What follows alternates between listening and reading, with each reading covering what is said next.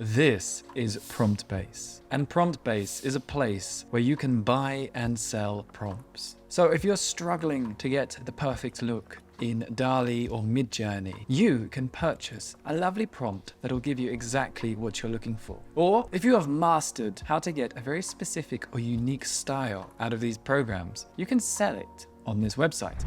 So you can purchase prompts for DALL, Midjourney, and Stable Diffusion. Looking through the site, most of the prompts available at the moment are for DALL, and they offer you the opportunity to get extremely specific styles out of the program. Here is 3D futuristic buildings. They're priced at between $1.99 and $4.99 for a set of prompts. And I've tried a few out, so you don't have to. So the first prompt I purchased was from Midjourney, and it cost me a fair price of $1.99, and it was for these origami animals. And this is what I got. I tried it out with a turtle, and I got this little guy, which I was moderately pleased with. I then tried it with a sloth, and that gave me much more interesting results. I was very happy with this sloth face. So what happened was I received a prompt, which I then put into Midjourney, and there was an instruction to change one of the variables, which was choosing which animal I would like to have. I tried it out with a few different versions, and most of the results were quite impressive. I have to say that I like this panda particularly as well.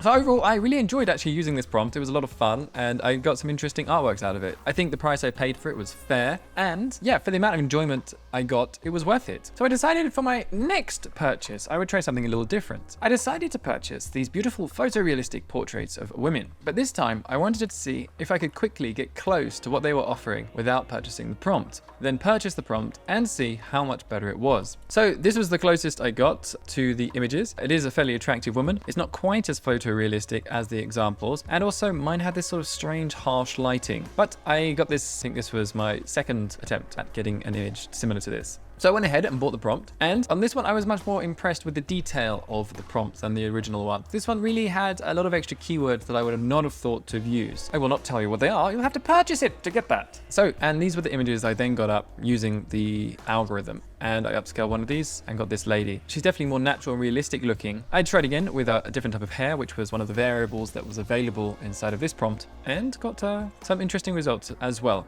It did not do quite so well with the red hair. Now my theory on this is that there is less subject matter for DALL to train on for people with short red hair than there is for people with long blonde hair. So perhaps that affects the quality of the results. So on that site, there's a couple of other cool things. You can use inside of it a image generator, and you can sell the prompts that you create inside of here immediately into the system. You can set up your own account, connect it with Stripe, and sell your prompts. If you're using Midjourney, you have to make sure that you are in private mode.